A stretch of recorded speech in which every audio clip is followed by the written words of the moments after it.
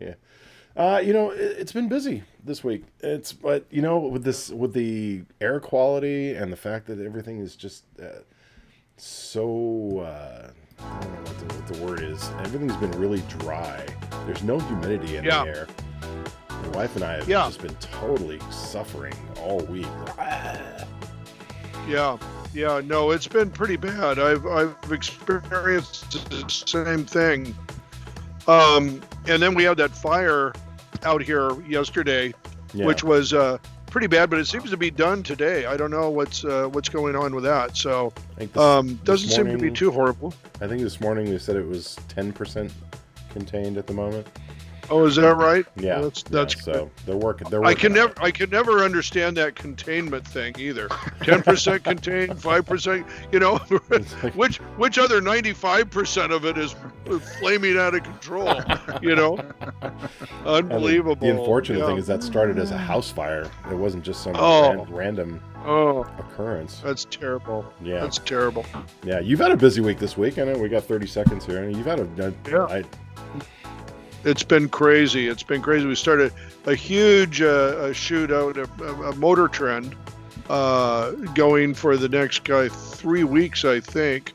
I've had another one going for 4 weeks on a small movie, and just got off a 3-day job, and it's really, really busy right now. It's incredibly busy. This is crazy for the end of the year, right?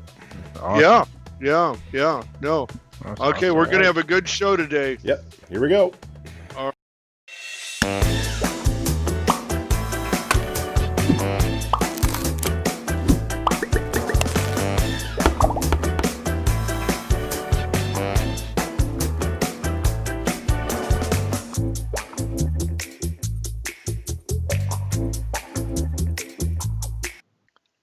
Welcome, everybody. Welcome to Burnies Applebox, 2:00 on Friday. Got to be here. And I hope everybody's having a great week. I know I've been having a very good week, and just coming back, I feel, I know we're in a terrible situation with COVID right now, but honestly, I just say everybody really hunker down there, take care of yourself, don't do anything dangerous, and just really try to ride this thing out.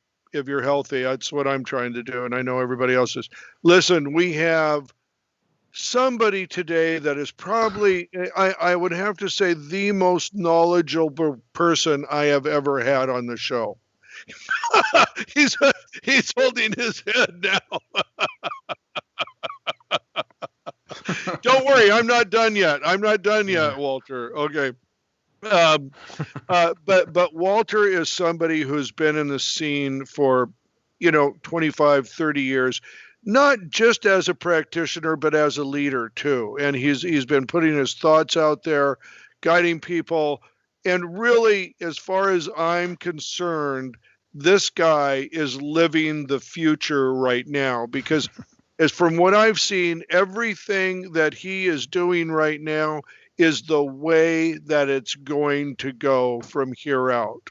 And I don't mean he's got everything figured out, but what I'm saying is he has got the formula down, and it's a formula that he's just not trying. It comes from 30 years of practice, and that's why, to me, it's so exciting. With that, I would like to introduce Walter Biscardi. Biscardi? Did I say You Biscardi? almost got it. Oh, you got I'm so the sorry. Biscardi. Yeah. Biscardi. That's You should okay, have never. because you were just describing Walter Biscardi. That's not me. Whoever you just described in that lead-in. Walter, It's not me. that is you. You should have never told me Biscardi. You should have never told me Biscardi before. Yeah, I told you. That's what I wish. And, if it was, I would have rum in this glass right now. There you go. Oh, you wouldn't be talking to me. You wouldn't be talking to me. I'd be on a beach somewhere. I don't know where. No, welcome, Thanks for my having me friend. on. I really, really appreciate your time. I've got to just tell you this. I'm a big fan. I so admire what you're doing. And even in just our pre-conversation here for the last few minutes, you've already blown me away. So I'm going to, what I would like to do, Walter, is just have you give a quick, you know, whatever time you want to take with it, quick narrative, how you got in the business, where you started out. Give me Oh. some progression in that, and let us know where we're at right now, and then we're gonna dig deep. Well, I literally got into the business by accident because in high school I learned how to run printing presses, and in college that's where I was going. And then I got into a horrific car accident, and I couldn't go back to work for a year. And my college had a radio and TV course, Dutchess Community College in Poughkeepsie, New York. And that's literally how my path even got started. Ended up going up to Syracuse, ended up getting hired by CNN right before the Gulf War, and spent 1990 to 95 there. I became a prolific unscripted editor thanks to two editors that I'm still friends with today. Pedro Perrazzo's out in Oregon and Karen Nolan still in the Atlanta area. Those two taught me that the script was just the first pass, but then you've got to look at the material and see what the story really, really is.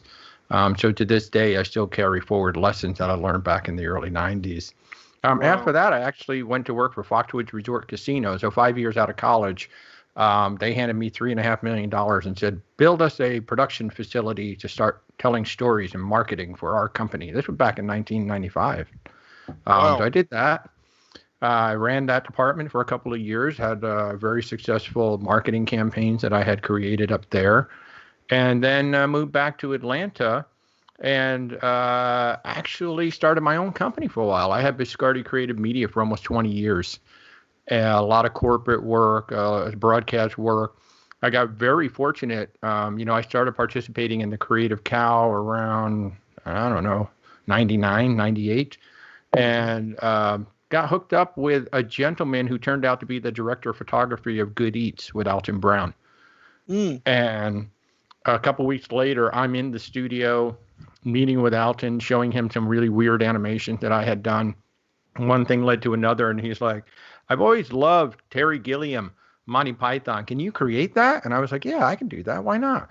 And that started 4 seasons of working with Alton Brown, which is still to this day the best gig ever. That's so awesome. It was. Awesome. And I'm still friends with a lot of the guys on the group.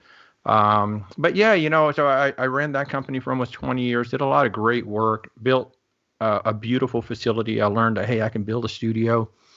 And I was doing, pretty much your typical broadcast. I was in that mindset, like what we were talking about before the show of client needs a video, I'll create a video. I wasn't in the mindset of, creating a marketing campaign or creating, a body of work versus one thing. And I decided to sell my building, got out of that, and went to work for Georgia Pacific. I was their first creative director for about a year and a half. I helped them develop a storytelling mindset, storytelling narrative, taking, that unscripted documentary reality, reality kind of mindset, the storytelling, and starting to figure out that, we should create a body of work versus just one thing. Did that for about a year and a half. Then I got a great offer down in Florida to build something brand new for a gentleman who was leaning heavily into LinkedIn.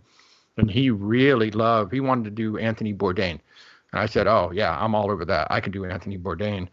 And helped him develop a wonderful digital agency down there. Then I came back up to Atlanta for a little while, worked for an ice cream company, really had a lot of fun developing storytelling for them. And then most recently, I moved here to Texas like 5 months ago. And I've already built up a creative agency of 10 or 12 people. And we have launched a whole creative marketing strategy built around series and episodes and all social touch points, all working together to build up a body of work to use that storytelling narrative style that we all know so well to basically do marketing and sales. That's the Cliff Notes. That's the real Wow. big. And No, that's, throughout I all mean, of that, Creative Cow was a huge part of what I did. yeah. And that was Creative Cow, as I remember, it was like almost the first social media. That was really sort of the first back and forth where you had a lot of give and take and did that. I did not participate at that time as much as I wished I would have. But I know that really brought a lot of people together that had not been together before. And it created amazing friendships that I have to this day. I mean, Jesse Averna, who was with Sesame Street at the time, then he went to Disney. Now he's, I think, with DreamWorks. Shane Ross is the editor. Alan Bell. There's so many people. Eric Addison. There's so many people that it became, NAB became like a family reunion because we all got to know each other on the cow, and then we would all see each other at NAB. And I have friends all over the globe thanks to the cow. And that really got me out there. I was just trying to help people. I just love sharing information. And I think if you look at my stats, I think I still have 27,000 posts. I haven't been on there in a while. But that also led to me becoming a LinkedIn learning author as well at one point. And I have my own blogs, and I try to share as much as I can. Jeez. Why don't you try to get busy once in a while, Walter? Come on. I try. I started my own YouTube channel, which I don't even have enough time to keep doing that. Yeah, right. Well, time is the killer of all. I'd like to go back to something you just said, though, in your introduction. The people, the editors at CNN who told you about storytelling and that. Yeah. Because that obviously had a dramatic effect on you and your career. Huge. Totally changed my career.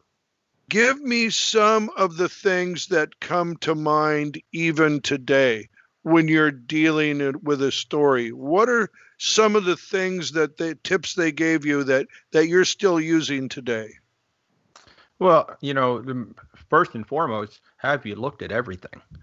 When you're out there filming, if you happen to be on the set, when you're out there filming, you hear all these wonderful moments and you remember these moments and you've got all that keyed in. I've got my pad. I got all my moments written in. I'm going to go in. I'm going to start editing and I'm going to edit this whole story. But did you actually go back and watch the rest of the footage? Because something else might have happened and moments may have happened. Alternative storylines may have happened because, camera 3 was over here shooting some stuff. And something was happening over here, but I wasn't watching that at all. I'm watching the main story and I'm watching all of this. And I didn't notice that there's a wonderful moment happening behind me. And I just ignored it. So see, when I started editing, it was a show called Network Earth. And Taya Ryan was the executive producer, who actually now is the president of Georgia Public Broadcasting. Great boss. I hated her. I loved her. I hated her. I loved her. Awesome boss. So, it was just one of those things where when I got there, I just read the script. What's the script say? Left column, right column. That's all I got to do. That's all. I'm not even going to look because the producer did it for me. Right. But then, Karen and Pedro said, look, you've got to, slow down. Take a look at what you have. You still got to meet your deadline, but you've got time to look at some of this other stuff and see is there something that maybe the producer missed because they were in the moment and they went in to shoot a specific story. And that's all they saw. But within that story, there can be other threads that take us on little detours.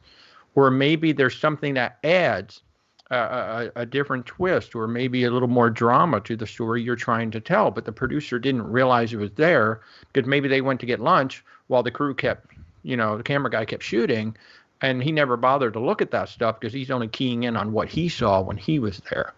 So the editor's job is to make sure that you tell the entire story and the best story, not just a story that they think is there, because very often there is something else in the footage that people may not even, maybe the cameramen are probably the only ones that know what's there. And a lot of times it's good just to say, hey, what did you see? Reach out to the camera guy. So was there something else? So that was the big thing that Karen and Pedro taught me that I push to this day. And it's amazing how many times, especially with younger editors, I'll say, are you sure there's not something else there? Well, there's this other crap, this other whatever. Well, let's go take a look. And all of a sudden, there's like 2 or 3 little hits of something that now we can bring a little life to a piece that was a little bit dead right here. Now we can liven up that. Or, let's throw this away. Let's bring this in instead because that allows this to then connect to that. You just have to stop and look at everything. Yeah. Wow, that is good. So just take the time. Take the time and do it. Don't be in such a rush. Yeah. Don't Yeah. automatically tell me there's nothing there. Well, there might be Yeah. something there. Yeah. And something that you're like, well, that's just stupid. And the camera went, cockeyed. Well, take the audio and put the audio with something else. There's still some good audio there. Yeah. Yeah. Yeah. Yeah. Now, when this is something just off the top of my head right now, but which most of the show is, by the way. Yeah. I really don't know anything. Yeah. When you're looking for people, and I imagine you have a file of people that you like to work with, you've worked with before, that. Give me an idea how, because editing has always been voodoo black magic to me. I'm a lighting guy, right? I dig the ditch. That's all I do. You know what I mean? There's somebody else builds the house. Yeah. And I've heard so many different stories. When you're looking at somebody to hire, what cues do you take from them that tell you they get it or they don't get it, or maybe they'll get it if they have a chance to get it? Man. Well, first of all, let me just say, you don't just dig a ditch, because lighting is so important. And I have learned that as the cameras have gotten smaller and more powerful, lighting has actually played a greater role in what we do today, whether that's natural lighting, bounce lighting, or whatever. So I never take lighting for granted. Let me say that first. Thank you. Very nice. I guess because I've hired people for so long, it depends on whether I'm hiring a single person for a task, or in most cases, I'm hiring a team, whether that's a small team or a large team like what I just built here in Texas. If I'm building a team, the second thing I look at, first thing I look at is the skill, depending on the role it is. And I don't need to see like the world's best. If I'm looking for a videographer, I'm not looking for like, oh my God, this guy shot a movie. The guy I ended up hiring as our second videographer in Texas, for example, he had this wonderful home movie that he had done where he went on a road trip, and he filmed it so beautifully. And it looked like the kind of stuff that we wanted to shoot. Right. And then after talking to him, so when I'm bringing together a team, it's the fit. Do I feel like the people are going to fit together? Because I will take somebody with less skill, but that has that mentality that's going to mesh better with the team. Mm-hmm. And in my teams, you can't take your titles so seriously. Mm-hmm. You might be a director of photography, you might be senior editor, you might be producer, you might, whatever it is, because we're all going to end up doing everything. Right. And if the need calls for it, and the best idea wins. So if the need calls for it, and I've got a person right out of college who says, hey, you know what, I think you should put the camera like over around here and explain it. And okay, yeah, let's go put the camera over there. Let's just see what happens. It's like, okay, this person's right out of college. I've got a director of photography, but hey, that's not a bad idea. Let's try it. Or when you're sitting with the senior editor, the young person makes an idea. Well, let's try it. So I'm always looking for people who can take criticism well, because 75% of our job is being criticized and being told why we did everything wrong, right? Right. No, absolutely. If we get it right 25% of the time, we're doing good. So you got to be able to take criticism and know that the criticism is never directed at you. It's always directed at whatever the thing is. And then you've got to mesh well. And I love, we talked about this earlier. I love blending senior people with the next generation, because I think the next generation doesn't know enough yet to say, well, why don't we do this? Like because I've been doing this for 30 years, I would never suggest that thing. But because you don't know any better, you say, you know what if we went this way?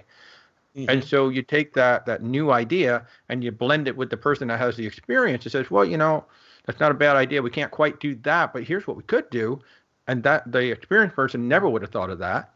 Right. The person with no experience would have done it but not been quite as good if you didn't blend the two together. So I think mixing the experience with the youth is always a good thing when building a team. But the most important thing for me when I'm hiring is this somebody that I want to work with every day? Mm-hmm. Okay, good. Yeah. Who do you want to spend 10 hours with, right? Yeah, I mean, having a rock star that's a complete ass is not going to work for me. I don't care how good your skills are, you still have to get along with everybody, and you have to respect that people who don't know as much as you might come up with a really good idea, or at least an idea that maybe we should try, and if it doesn't work, well, it takes 2 minutes to bring the camera back or undo the edit or whatever it is. Yeah. Now, and I'm going to get to some pieces, and I always do this. I always talk far too long before we show some pieces, but you're in the mode now of what I think the future is all about. What you have told me, and I want you to repeat some of it. I'll just prompt you here a little bit, but you talked about there is no individual video anymore. It's a piece, right? It's it's a piece. It's content. You're making content and you're expanding on that. Also, the storytelling aspect. Back in the day, and as we were talking before, I told you, I lived in a world where you made a product and made a video, and that was it. That video may even have a 2-year shelf life. Now we live in the world of disposable media, which is I need something new every day, and I need a new story. I need you to tell me again. Give me your ideas on those things that I just brought up, because I know you have some great insights. Well, as we were talking earlier, I've embarked on what's known as the content marketing strategy. And so content marketing strategy, basically, so we all know what advertisement is. So you run an ad on TV, you see how that ad did, how much I paid for it, how many hits did I get, how many sales did I make, da da da da da. So there's a direct correlation between I spent $10 and this is what I got back for $10. Content marketing strategy is more about using a storytelling approach across all sandboxes, not just video and not just YouTube and not just one platform. Is about creating storytelling across all platforms that is a much slower build, but it's a more meaningful build where you try to connect the product or the company with the audience versus we don't sell to the audience. We just tell a really good story and we get the audience to lean in, and the audience wants to keep leaning in. In fact, I just created a marketing flywheel the other day. I don't even call it a funnel anymore. It's like the funnel. You start at the top and you work them in. It's like, no, you start them at this end of the wheel, you work them through, and then you just keep them in the orbit so that they never go away. And so I like it. I like that. Yeah. And so the way I approach everything now, and this job here, I finally got that mindset, what I think perfected, at least for now, where we don't produce videos. I've told everybody we do not produce videos. We produce series and we produce episodes. So we have a How It's Made spoof coming. We have Behind the Steel that introduces you to all the people who work at Texas Pride. We have Making an Impact, which is our community aspect. We have a great series called Unhitch, where we have real YouTube influencers that we're collaborating with, and I sit them down for a 20-minute personal interview, and people are blown away because I don't talk about what they do on the channel. I actually talk about them and get them to open up personally. And then we create episodes based on that series.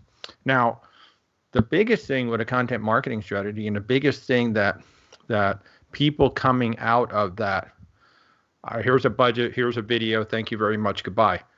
You don't produce one thing from whatever it is you're doing. You have what I call the feature video. So it's an unhitched interview that runs 8 minutes. And from that video, we're then going to pull 2 or 3 1 or 2 minute snippets. And then we're going to pull some 30-second sections. And then we're going to pull 10-second sound bites. And, oh, here's some segments that didn't make the interview. Well, that's going to get pulled too. So now from this one video, one episode, I've created about 15 pieces of moving content.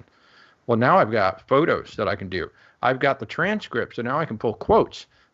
We've got LinkedIn posts. We've got Twitter posts. I've got Instagram posts, all from the transcript of that interview.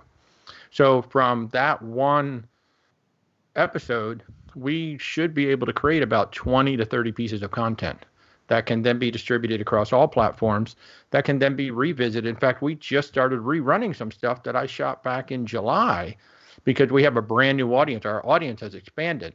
We have a lot of people who haven't seen things that were shot July, August. So we're starting to bring some of that back and even tweaking it and changing how we do it. So that's the mindset. Content marketing strategy is about a body of work. The more content you put out, the more trust that's built with the audience and the more engagement that's built with the audience. So while it takes longer to see the ROI, once the train gets going, you have a deeply engaged audience that will, walk through water for your brand. They love, you got the Yeti people, you got your Nike people, you got your Apple people, you got those people that I don't care what Apple does. I am buying that next phone. And and you do that, yeah, Apple runs a lot of ads, but they've really connected with people.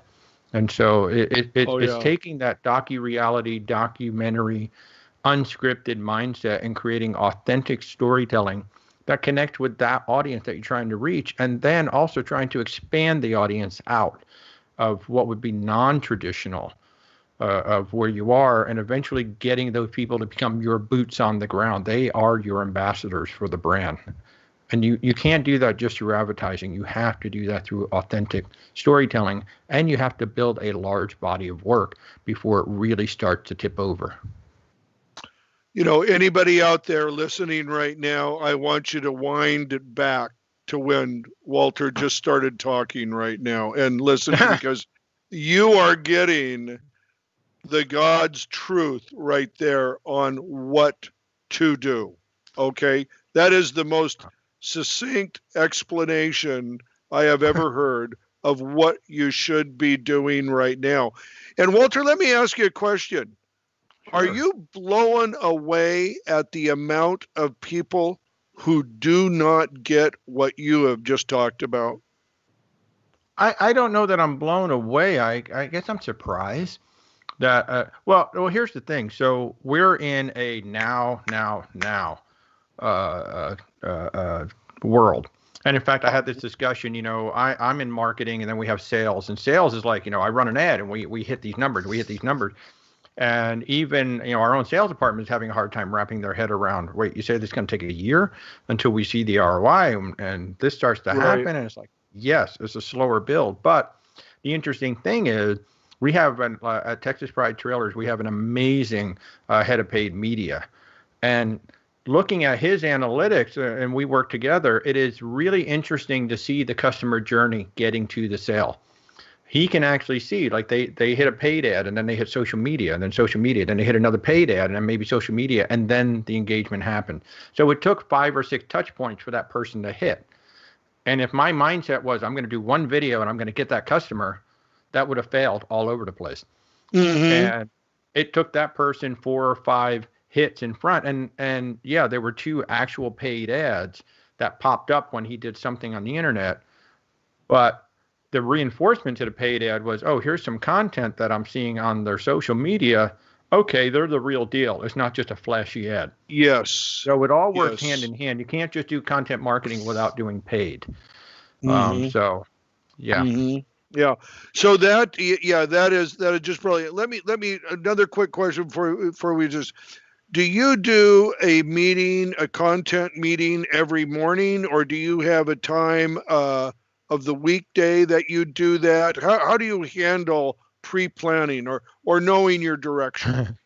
Well, one of the struggles is trying to do enough pre-production, and that's one of the things we've actually struggled with at Texas Pride Trailers, because we're trying to do so much. We have so many ideas. So the way I run the team is every Monday morning we have a full 1-hour meeting just to kind of set up the week, and it's kind of recapping what has happened. I'll share some new information with the team. We'll go over potentially some stories, and then we kind of go around the horn. Every staff member. What are you working on? Do you have any headwinds? Do you have any needs? So that's Monday morning. It's usually about an hour of really sharing. And then every day I'll do a huddle, about a 20-minute huddle. Let's just go around the horn. What are you working on? Headwinds? What do you need? But just to check in. How's everybody doing? Anybody need some help with anything? In terms of pre-planning individual projects, I have a wonderful production coordinator who works with me, and we will kind of brainstorm on some logistical things. Director of photography, he will take and pre-plan some stuff on his own.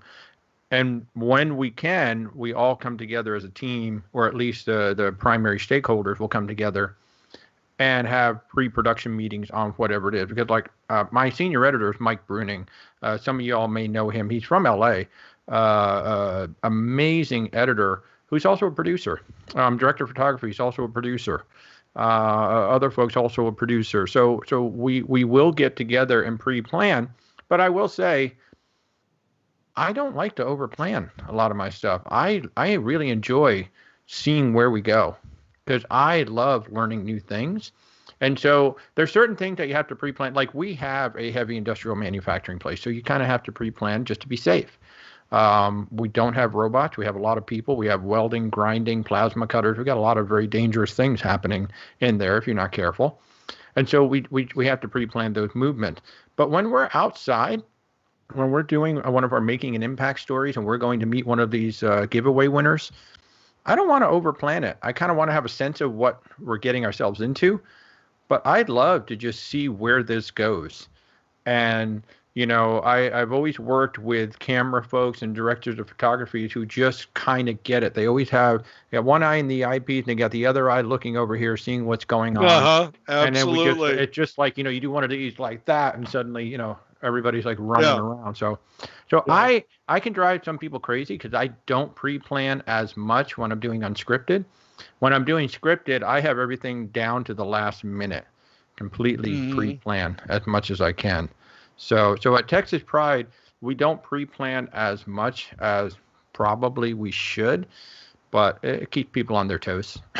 No, I like that. And opening yourself up for discovery, which is, I think, a lot of times we're much too canned in our industry, you know, where we just get that one message out there and that's it. You know, look around. I totally love your mindset. Yeah. It's more fun that way. Yeah, I would say so. Tony, what have we got in the hopper here? What are we going to take a look at of Walter's? Oh boy, I have way too much stuff. That's a big problem for most people, Walter. Between the companies that you've run and all of your outside stuff and your personal stuff, you have a lot of content. That's what impressed me the most. I like the fact that you just throw stuff out there sometimes. The dog, you know, the crazy dog video. Oh my God, my dog, with the camera test. I'm so happy we have that because she's 13 now and nobody would ever believe that was her. So I'm so glad we had that. That's great. Yeah. So I mean, I like your approach to let's throw stuff out there and see how people react. It's great. Yeah, I mean, you want to be intentional, especially, you know, like right now I am selling, you know, we're selling products that are $5,000 to $80,000. So you have to be intentional about what you're doing. Sure. And you have to, once you start to elevate a brand, you don't want to drop that back down. You know, you can do, like, one of the biggest argument or discussion that we've had is like, well, can we do some stuff just on a GoPro, even though we have the Blackmagic Ursa cameras with the cinema lenses? I mean, we do gorgeous work. And it's like, not everything has to have that look, because if you do everything with that look, well, then the stuff that looks awesome, you know, it's going to get lost. So maybe every so often we should do a GoPro, or we should just do a phone video or something like that. So don't be afraid to put the content out there, but be intentional about it. Don't do a GoPro video just for the sake of doing a GoPro video. There should be a reason why we're doing it. Yeah, and I was telling Burnie before we came on that I really love the content that you were producing with High Road, because it was just you and a camera and people, and it was just I love the intimacy of it. It was a GoPro with a microphone. And he still got it. There it is, ready. No, I don't have it on here, but this is it. See, this is a stick. The GoPro went right there. Somewhere there. Okay. Nope, there. Yep. And the microphone sits right there. And this is just on a stick. So I would just, I just shoot like that. That's all. So Sweet. It's very, very simple. And I still love shooting that way. It's good stuff. That's great. It is. All right. Yeah. Well, at High Road, I was a one-man band at High Road, so I didn't have any help at all. It was just me, myself, and I. That's Perfect. And you put out a lot of content here for being there. I did. Crazy. In a very short amount of time, I did. Yeah. You know, let me just say this, Tony, because you mentioned something there, and I know because a lot of people have had, I think, career issues even with this, is like this guy goes, I've had a five member crew all my life whenever I've shot anything. You expect me to go out with this GoPro and shoot something like that? I mean, I think that's a big problem in our industry for guys that have been into it for a while, and they've got that mindset, and they're running into these new things, and I think they almost can't adopt them just because of the way they think it should be. Right. Yeah. Right. I mean, I'm in a very unusual situation right now where I have an owner of a company who said, look, I don't want to wait 5 years to grow a team from 6 up to 12 or 14. I want to do it now. So I hired 12 people and we have a bigger team. But that doesn't mean that we have to film everything to that high standard. I mean, I have a 3-person film crew. I've got a director of photography, videographer, sound person, which is a luxury to have. But that doesn't mean that everything has to look like that. Like I said, I still love shooting with the little, the GoPro rig. I like the unkempt nature of cameras like being jiggled out or wiggled out. Not everything has to look perfect. And if you are stuck in a mindset that it has to be this way, or everything has to be absolutely blocked out, or I can't handle this. If you can't juke and jive today, because my father gave a presentation. He was a motivational speaker, and what he said was, if the only constant in life is change, why are we so afraid of it? And I have lived that mindset, and it's like you have to be willing to accept change. You have to be willing to accept that the way that we did things in 1990 when I first started, and it cost $1 million to set up, a CMX suite with D2 decks and all of that crap. Look at DaVinci Resolve, and that was $1 million machine when I came out, and now it's free. You can download it, and it's killer, and you should download it. It's amazing, right? But if that upsets you, then you've got to check your ego at the door, because the fact that things are cheap, the fact that a 5-year-old can do what I used to do back in 1990, that's amazing. I don't care. That's awesome. And I'm going to share as much knowledge as I can to help that 5-year-old turn into an amazing editor by the time they're 7. So if you can't accept the fact that things are changing, things are getting cheaper, and there's another way of doing things, that you can break 180 rules. You can break every freaking rule out there. There is no rule that can't be broken out there. No rules. It's freeing. It's very freeing. Yes. And it's like, okay, I can take all this great knowledge that I have to make sure that the products come out and they look amazing, no matter how it's shot. I want it to look good. I want it to sound good. But beyond that, I don't know, shoot some of it on a phone, shoot some of it on a GoPro. Let's go get really awesome NFL film shots and blend it all together. That'll be fun. There's a flip side. Awesome. There's a flip side to content creation now, is I think, you have that group of people that, are sort of as unwilling to change, but then you have this whole slew of people who are too afraid to start because they everything has to be perfect. I want my stuff to look like all that other stuff out there. And like, well, no, just do it.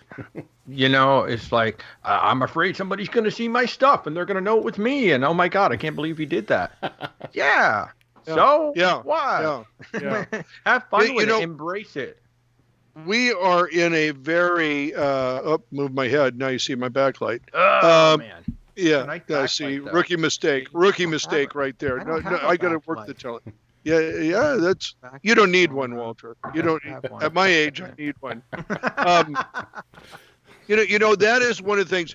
We are so self-conscious in this business too. I don't know how many guys say, I don't want to think I did that wrong. I've done wrong things almost my entire career. Some worked, some didn't. Oh, yeah. You know what I mean? Yeah. I made mistakes that I should never have made. They worked out well. I mean, here's the thing. if you're waiting for somebody to think you're perfect in this business, get into another business, because it will never happen. You know what I mean? The people that are rewarded in our business, and Walter, I know you'll agree with this 100%, are the people that take chances. And if you take chances, you are going to fail quite often. Oh, yeah. And spectacularly, may I add. Yes. You know? Yes. I mean, Bernie, how many times, and I'm sure this has happened to you, how many times has somebody said, no, there's absolutely no way you can do that? And your response is, well, I've been doing it for like the past week over here on this set, and it's working just fine. So what do you mean I can't do that? You know, when I was working on Good Eats, they were cutting on Avid, and of course here I am with Final Cut Pro and AJA Kona board, and they're like, well, that'll never work for the Food Network on HD because we're just going HD. And it's like, well, I'm delivering the show. It's the #1 show on the network, and they don't seem to know that it's being cut on Final Cut Pro. I don't think they care. And I deliver 66 episodes of Good Eats on Final Cut Pro. I'm not supposed to be doing that, but I did. So yeah, it's just so funny how you can't do it with a GoPro. Well, I'm doing it, and I'm doing it in 4K. So whatever. Yeah. No. Take the chance. Be brave. Make the mistake. Don't be afraid to fail. You know, and that is something I so wished I would have learned in my younger years. You know what I mean? I was so afraid of looking stupid or not knowing what I was doing. You know, that really did hold me back. You know, I think by the time I actually got into this business, and I won't say it, Tony, I was a $40 a day PA. I'll tell you that, Walter. But Tony hears that every show. Every show. You know, I had already failed a couple times in life, right? Sure. So I had nothing to lose. I had zero to lose at that moment, you know? Yeah. And I'm one of that the people I know grace. in my college class who's actually doing what I went to school for. How weird is that? Yeah, that is weird. You're going to fail. You're going to fail. Hey, I have failed more than I've succeeded. You know, if you were to talk to any of my staff today, they'll tell you that I'm a very different person at work. I'm actually rather intense because I know there's a lot of pressure on me to deliver. And I can ride my team hard. I treat my team fairly, but I will ride them hard because I expect them to put their best foot forward every day. If you make mistakes, that's fine, but let's make sure we don't repeat them. Let's make sure, because we're representing a brand. Right. You know, when we make a mistake, it reflects back on the brand and it reflects back on the owner of the company. So we need to do our best. But at the same time, you have to be willing to take a chance. You have to be willing to let people do things. I have one of my staff members, she's right out of college. And she happens to speak Spanish. She's the only person on our team that can speak Spanish. And we're doing this Behind the Steel series, interviewing our employees. And one of the employees, he was very stilted in English. Now, she's fresh out of college. And I said, you know what? You speak Spanish. Let's work on a list of questions. I want you to go do the interview. I'm not even going to be there. You're just going to do it yourself. And she did. She came back a couple of days ago. She's like, oh, my God, it was amazing. We just had this long discussion, and he was great on camera. And then we went, and he showed us how he does his thing, you know, how he does what he does. She's fresh out of college. Now, how many production companies would say, hey, you're right out of college. Why don't you go do the interview on this new series that we're doing? Yeah, no, not going to happen. No. And that's what and I felt so good. Taking the chance and doing it and winning, you know? Yeah.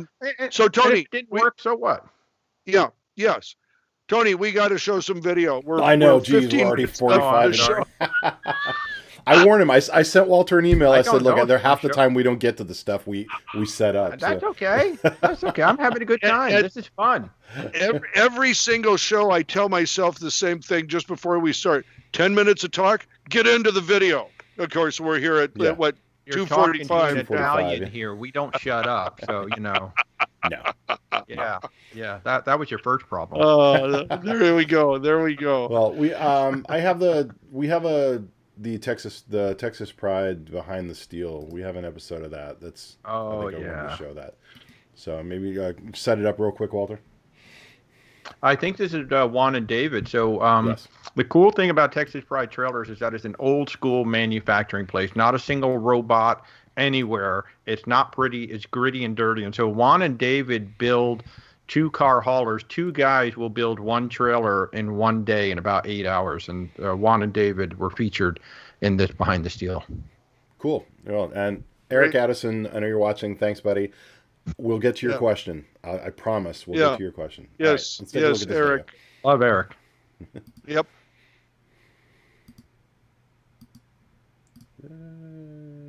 And then it didn't work. Hang on.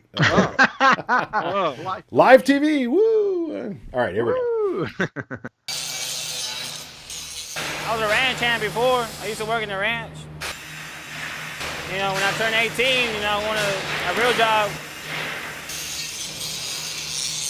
I was in West Texas, in the pipeline in West Texas. I was gone all the time, so this was a good place to be home. Good job to have, make good money. I'm home every night, so that's why I came here.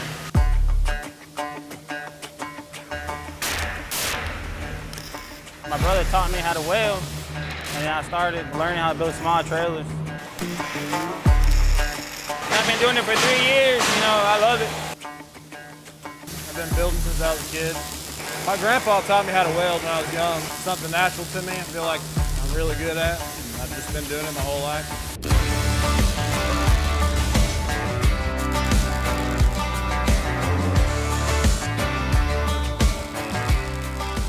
It's different every day. You're not the same thing every day. You know, that's what I like about it. You don't get bored of it.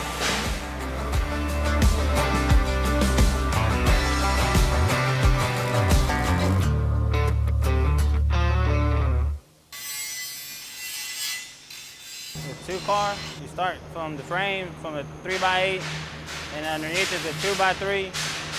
You got cross members at 3x8 too, at every 8 foot.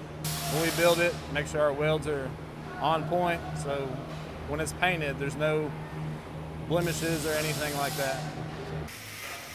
He keeps me in line and everything. Good guy, good partner. From day one, we just clicked. He's young, so he can move fast.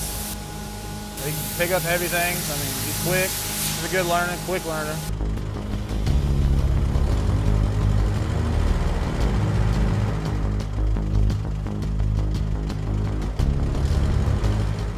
It's rewarding when you take pride in my work. Seeing a trailer roll out, building another one.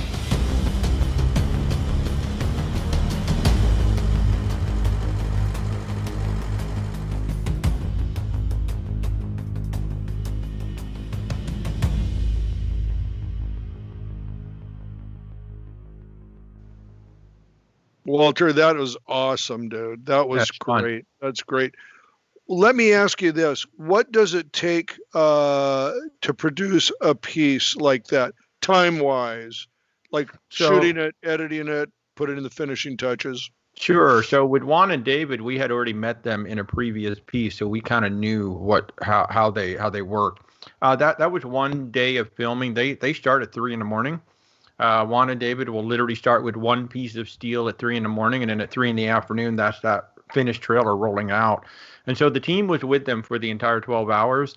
What they did was they shot like maybe they spent about 2 hours with them. They take a break, they come back, shoot about another hour and a half, 2 hours. We knew about when milestones would happen just by asking Juan and David, hey, when are you going to put this part on? When is it going to be at this point? When's it going to roll out? So it was probably about 6.5 hours of actual filming.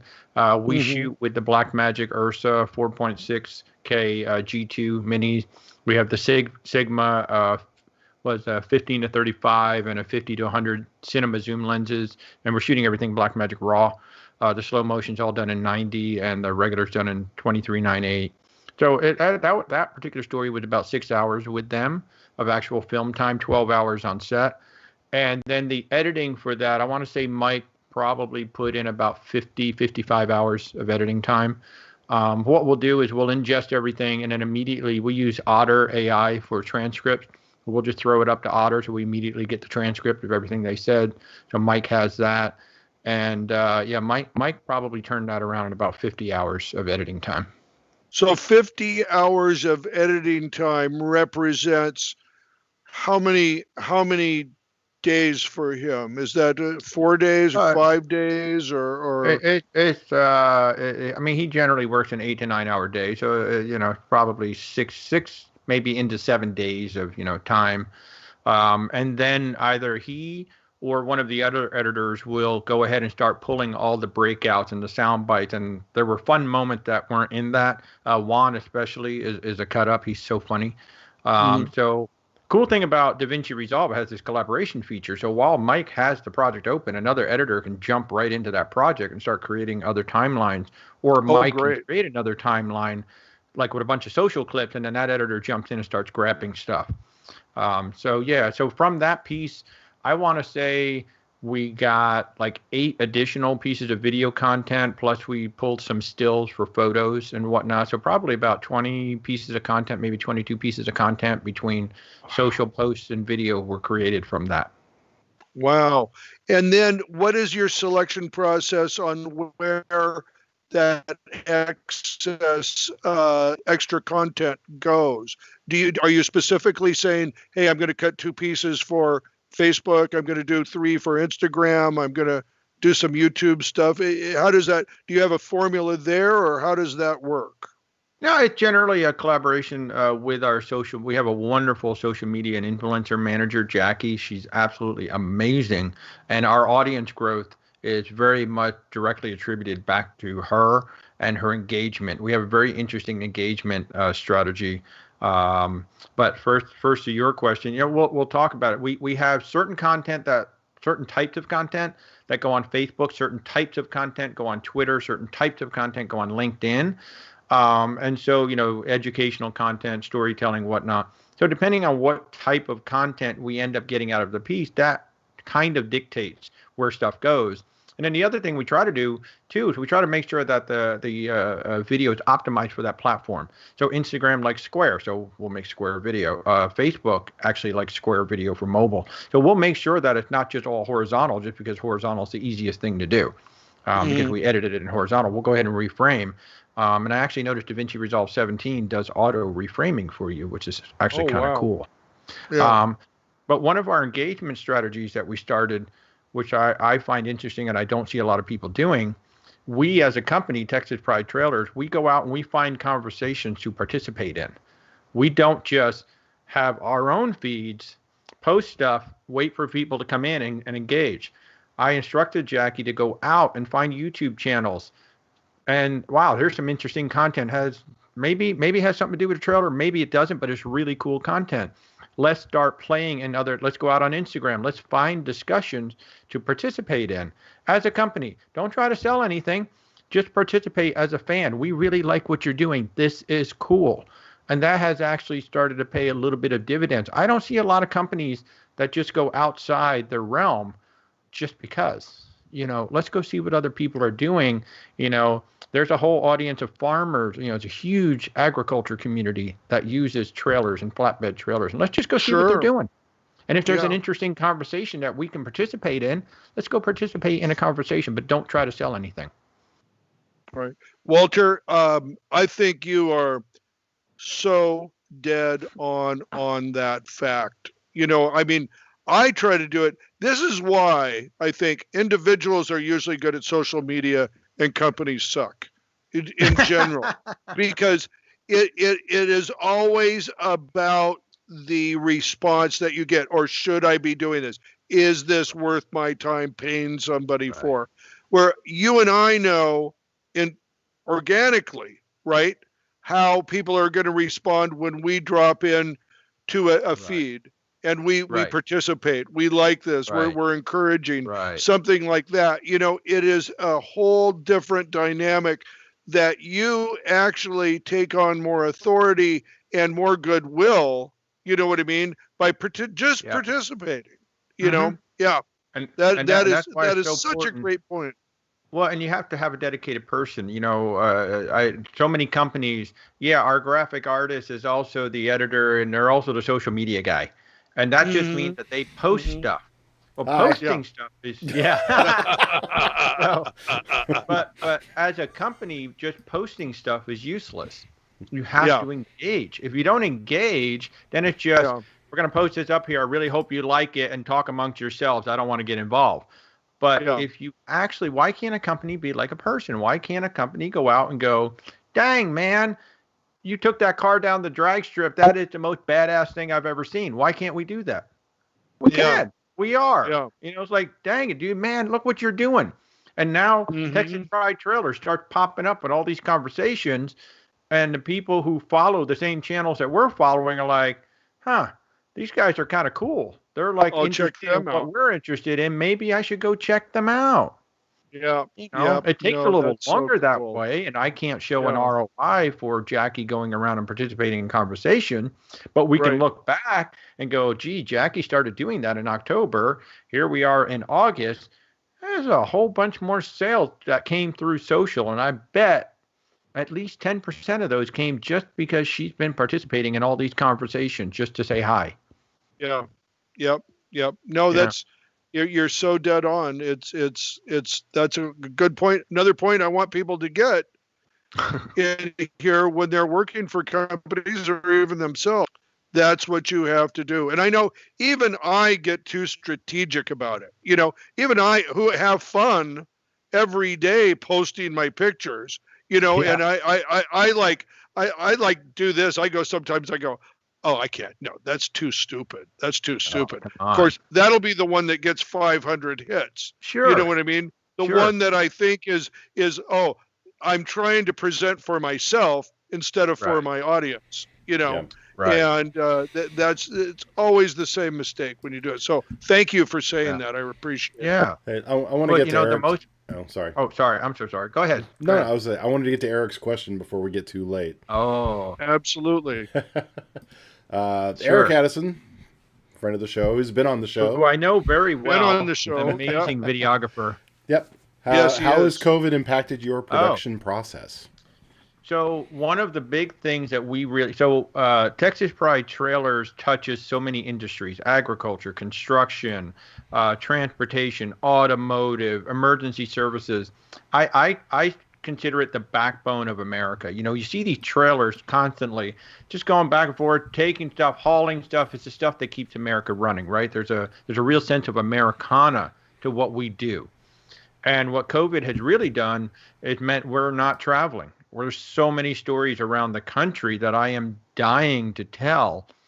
And as well as anybody else, customer stories, authentic customer stories, sell far more than any ad you will ever buy. And these people are very passionate about what they do. They love the product. And so I really want to start getting the customer voice in what we do. And so COVID really made us rethink that, because I'm not going to risk sending my crew out to go, even with the best of intentions. We can do everything right, but where we're going may not necessarily, or along the way may not.